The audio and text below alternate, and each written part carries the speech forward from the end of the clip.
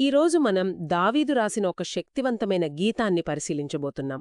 తన శత్రువులందరి నుండి, ముఖ్యంగా సౌలు చేతి నుండి, అంటే తన సొంత మామగారే అయిన నాటి రాజు తనను చంపాలని దేశమంతా వెంటాడుతున్నప్పటి నుండి దేవుడు తనను కాపాడిన తరువాత అతను పాడిన పాట. అవును, ఇది కేవలం ఒక ప్రార్థన కాదు. కాదు కదా? అస్సలు కాదు. ఇది ఒక విజయోత్సవ గీతం లాంటిది. ఒక యుద్ధ ప్రకటన. ఇంకా చెప్పాలంటే విశ్వాసానికి సంబంధించిన ఒక లోతైన సాక్ష్యమన్నమాట.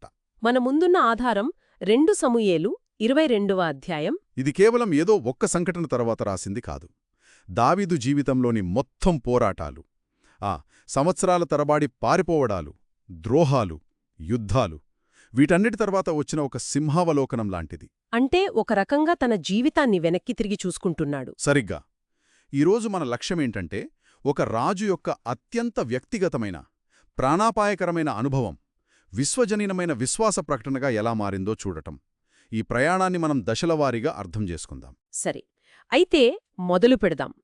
ఈ గీతం ప్రారంభంలోనే దావీదు దేవుణ్ణి కొన్ని పేర్లతో పిలుస్తాడు కదా. యెహోవా నా శైలము, నా కోట, నా రక్షకుడు అని. అవును, ఆ పదాలు చాలా శక్తివంతమైనవి. ముఖ్యంగా ఆ శైలము అంటే కొండ అనే పదం, మనం దేవుడు నా కొండ అన్నప్పుడు దాన్ని ఒక అందమైన రూపకంగా, ఒక పోలికగా భావిస్తాం. సరిగ్గా, ఒక కవిత్వంలాగా. కాని దావీదు విషయంలో అది కేవలం కవిత్వం కాదు కదా. అవును గదా, అతను నిజంగా కొండల్లో, గుహల్లో ప్రాణాల కోసం దాక్కున్నాడు. ఖచ్చితంగా. అదే ఇక్కడున్న ముఖ్యమైన విషయం. మనకు ఇదొక మెటఫర్, కానీ దావీదుకు అది వాస్తవికత. శైలము అంటే కొండ, కోట అంటే రక్షణ. ప్రాచీన కాలంలో ఎడారి ప్రాంతంలో ఒక కొండగాని, ఒక కోటగాని శత్రువుల నుండి, ప్రకృతి నుండి కాపాడే ఏకైక ఆశ్రయం. నిజమే. దావీదు జీవితంలో ఎక్కువ భాగం సౌలు సైన్యం నుండి తప్పించుకుంటూ గుహలలో, కొండ సందులలో దాక్కున్నాడు.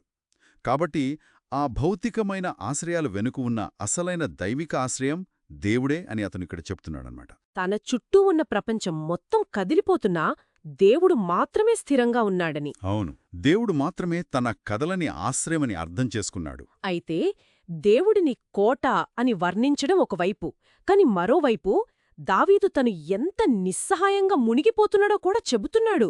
మృత్యువు యొక్క అలలు నన్ను చుట్టుకొనగను. భక్తిహీనులు వరదపొరల వలె నా మీదకి వచ్చి నన్ను బెదిరించగను అని కూడా ఉంది. ఈ చిత్రాల గురించి కొంచెం వివరిస్తారా? ఇవి కేవలం శత్రువుల గురించేనా, లేక అంతకంటే లోతైన అర్థముందా? ఇది కేవలం శత్రువుల గురించి మాత్రమే కాదని నేననుకుంటున్నాను. ఇది ఒక రకమైన అస్తిత్వ సంక్షోభం. అస్తిత్వ సంక్షోభమా? అవును. ఆ మృత్యువలలు అనే పదాన్ని చూడండి. ఇది ఈ రోజుల్లో మనం ఓవర్వెల్మ్డ్ అవ్వడం లాంటిది. అంటే అన్నీ ఒక్కసారిగా మీద పడటంలాగనా? అదే. పని ఒత్తిడి, సంబంధాల సమస్యలు, భవిష్యత్తు గురించిన భయం అన్నీ వరదలా మీద పడుతున్నప్పుడు మనక్కూడా ఊపిరాడదు. దావీదు అదే అనుభూతిని వర్ణిస్తున్నాడు. ఆ తర్వాత పాతాళపాశములు నన్ను అరికట్టగను అంటాడు. ఆ పదం వినడానికే చాలా బలంగా ఉంది. ఉంది. అంటే తనను చుట్టుముట్టింది కేవలం మనుషులు కాదు, మరణం, పాతాళం యొక్క శక్తులు అని అతను గావిస్తున్నాడు. ఆ పూర్తి నిస్సహాయ స్థితిలో అతను చేసిన ఒకే ఒక పని, నా శ్రమలో నేను యెహోవాకు మొర్రపెట్టి తిని. అవును, ఆశ మొత్తం పోయినప్పుడు మిగిలింది ఆ మొర్ర మాత్రమే. మరి ఆ మొర్రకు వచ్చిన స్పందన మాత్రం సాధారణంగా లేదు. ఇది సరే నేను సహాయం పంపుతాను అన్నట్లుగా లేదు. లేదు, అస్సల్లేదు. మొత్తం విశ్వమే కదిలిపోయినట్టు, ఒక కాస్మిక్ బ్లాక్బస్టర్ సినిమా మొదలైనట్లు ఉంది. అప్పుడు భూమి కంపించి అదిరింది, పరమండలపు పునాదులు వణికాయి అనుంది. ఒక వ్యక్తి మొర్రకు భూమి కంపిస్తుందంటే ఆ తర్వాత ఏం జరగబోతోందో ఊహించడానికే భయంగా ఉంటుంది. ఇక్కడ వాడిన చిత్రాలు చాలా శక్తివంతమైనవి. అవును, ప్రాచీన సాహిత్యంలో భూకంపాలు, ఉరుములు, మెరుపులు లాంటివి దేవతల కోపానికి చిరునాలు. దావీదు అదే భాషను వాడుతున్నాడు, కాని ఒక కీలకమైన తేడాతో. ఏమిటది? ఇక్కడ దేవుడు యాదృచ్ఛికంగా కోపట్టటం లేదు. ఆయన కోపం ఒక నిర్దిష్ట కారణం వల్ల వస్తోంది. తనను నమ్మిన దావీదు పట్ల జరుగుతున్న అన్యాయం వల్ల. ఓ, అందుకేనా ఆయన నాసికారంధ్రములలో నుండి పొగ పుట్టింది, ఆయన నోట నుండి అగ్నివచ్చి దహించింది లాంటి వర్ణనలు ఉన్నాయా? సరిగ్గా. ఇవి దేవుని పవిత్రమైన కోపాన్ని, అన్యాయాన్ని సహించలేని ఆయన స్వభావాన్ని చూపిస్తాయన్నమాట. ఒక్క నిమిషం, ఇక్కడ దేవుడు కెరూబు మీద ఎక్కి వస్తున్నాడని ఉంది. ఇది మనకు ఏదో దేవదూతలా అనిపించవచ్చు, కాని ఆ కాలంలో దీనికి ప్రత్యేకమైన అర్థముందా? అసలు కెరూబు అంటే ఏమిటి? చాలా మంచి ప్రశ్న అడిగారు. ఆ కాలంలో కెరూబులు అంటే అవి సింహం శరీరం, గద్ద రెక్కలు, మనిషి ముఖమున్న శక్తివంతమైన పౌరాణిక జీవులు. ఓహో, అలాగా. అవును. ఇవి రాజుల సింహాసనాలకు, పవిత్ర స్థలాలకు కాపలాగా ఉండేవి. ఇప్పుడు ఆలోచించండి, మామూలు రాజులు సింహాసనాల మీద కూర్చుంటారు. హ్మ్, కాని విశ్వానికి రాజైన దేవుడు ఆ సింహాసనాన్ని మోసే అత్యంత శక్తివంతమైన జీవి మీదనే స్వారీ చేస్తూ యుద్ధానికొస్తున్నాడు. వావ్! ఈ చిత్రం ద్వారా దేవుని రాక ఎంత రాజసంగా, ఎంత భయంకరంగా ఉందో దావీదు చూపిస్తున్నాడు. అవును. ఇది దావీదుకు, అతని శత్రువులకు కూడా ఒక స్పష్టమైన సందేశం. ఇప్పుడు మీరు ఎదుర్కోవాల్సింది దావీదును కాదు, నన్ను. అద్భుతం.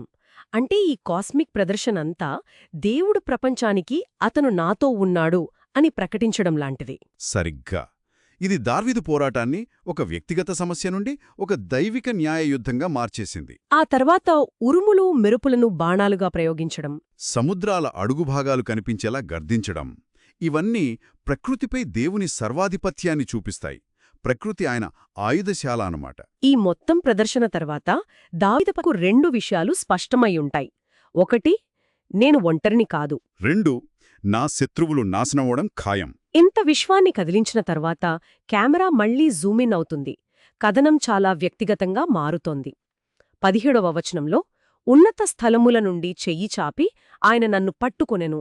నన్ను పట్టుకొని మహాజలరాశుల నుండి తీసెను. దేవుడు తనను ఎందుకు రక్షించాడు అంటే, నా నీతిని బట్టి, నా నిర్దోషత్వాన్ని బట్టి అని చెబుతున్నాడు. ఇది కొంచెం అహంకారంగా అనిపించదా? అది సహజంగా వచ్చే ప్రశ్నే. మనం దీన్ని ఈనాటి కృపా అనే భావనతో చూస్తే అలా అనిపించవచ్చు. కానీ దావీదు ఇక్కడ చెబుతున్నది వేరే కోణంలో ఉంది. అంటే ఎలా? ఇది అహంకారం కంటే ఒక రకంగా చట్టపరమైన వాదన. చట్టపరమైన వాదన? అవును. ఆలోచించండి. సౌలు దేవుని నియమాలను మీరాడు, ప్రజలను హింసించాడు. కాని నాకు అవకాశం 2 సార్లు వచ్చినా దేవుడు అభిషేకించిన రాజు కాబట్టి అతని గౌరవించాను, చంపలేదు. ఆ నిజమే, ఆ సంఘటనలున్నాయి. కాబట్టి దావీదు వాదనేంటంటే, దేవా, మా ఇద్దరి మధ్య నువ్వే న్యాయమూర్తివి. ఈ ప్రత్యేక వివాదంలో నా వైపున్న వాస్తవాలను, నా యథార్థతను చూడు అని దేవుని న్యాయస్థానంలో కేసు వాదించటం లాంటిది. అంటే అతను తన జీవితం మొత్తం పాపం లేని వాడినని చెప్పడం లేదు. లేదు, అస్సలు చెప్పడం లేదు. కేవలం సౌలుతో తనకున్న వివాదంలో తన వైపు న్యాయముందని చెబుతున్నాడు. ఎందుకంటే బత్షెబాతో అతను చేసిన పాపం మనకు తెలుసు కదా. అవును. ఆ తేడాను గుర్తించడం చాలా ముఖ్యం. ఈ గీతం అతని జీవిత చరమాంకంలో రాసింది. అతను తన జీవితంలోని సౌలుతో జరిగిన సంఘర్షణను వెనక్కి తిరిగి చూసుకుంటున్నాడు. ఆ సందర్భంలో తన ప్రవర్తనను, సౌలు ప్రవర్తనను బేరీజు వేసుకుంటున్నాడు. 26వ వచనంలో అతను చెప్పే మాట కీలకం.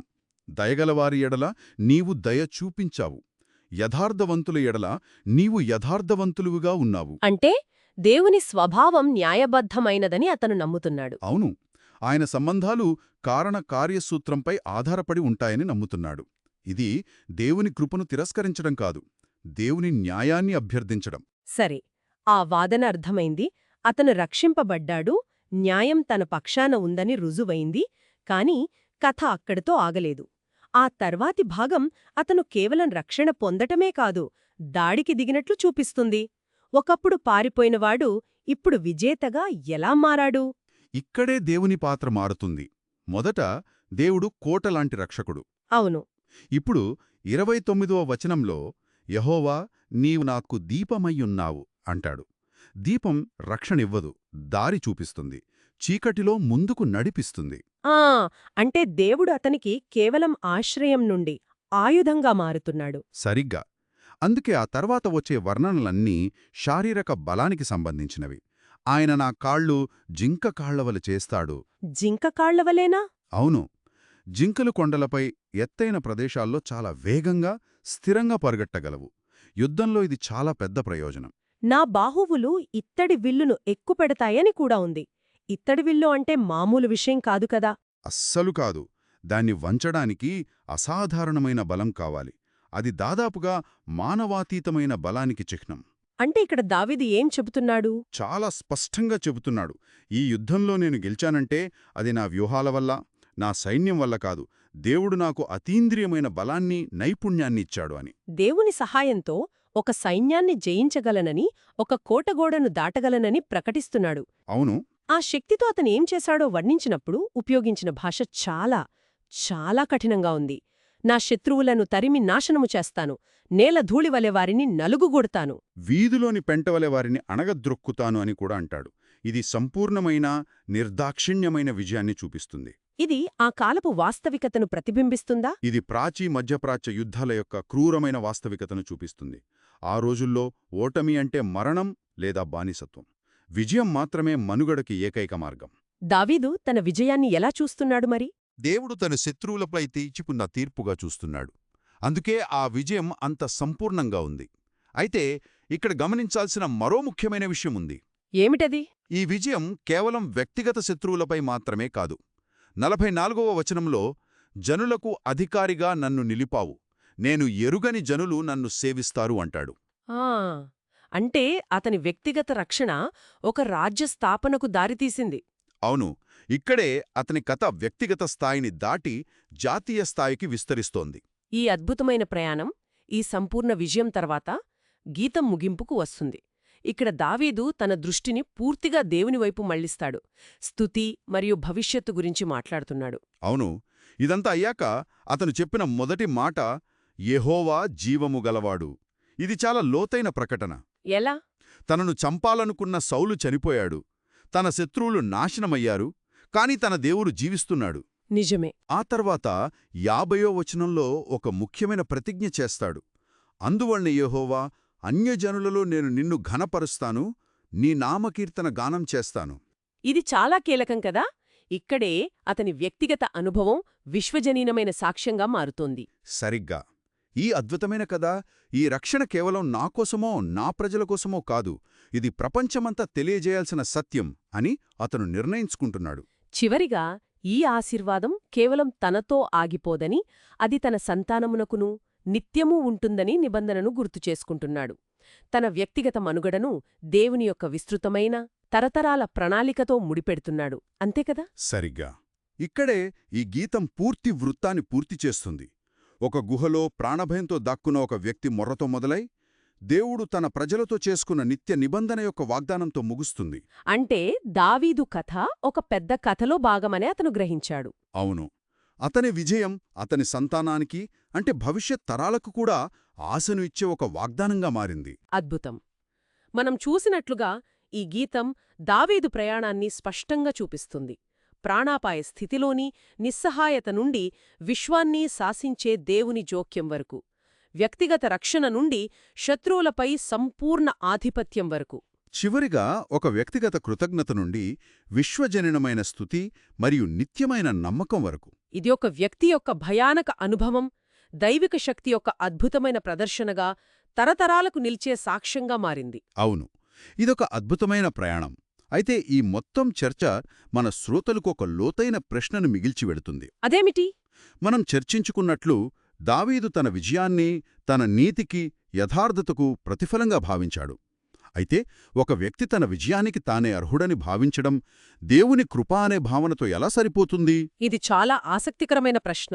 మన జీవితంలో మనం సాధించే విజయాలను ఎలా చూడాలి? అవి మన యోగ్యత వల్ల వచ్చిన బహుమతులా, లేక మనం అర్హులం కాకపోయినా కేవలం దయతో లభించిన ఆశీర్వాదాలా? ఈ రెండింటి మధ్య సమతుల్యతను ఎలా కనుగొనాలి? ఈ ప్రశ్నకు సులభమైన సమాధానం లేదు. కాని దానిపై ఆలోచించడం మన స్వీయ అవగాహనకు, మన విశ్వాసానికి చాలా ముఖ్యం.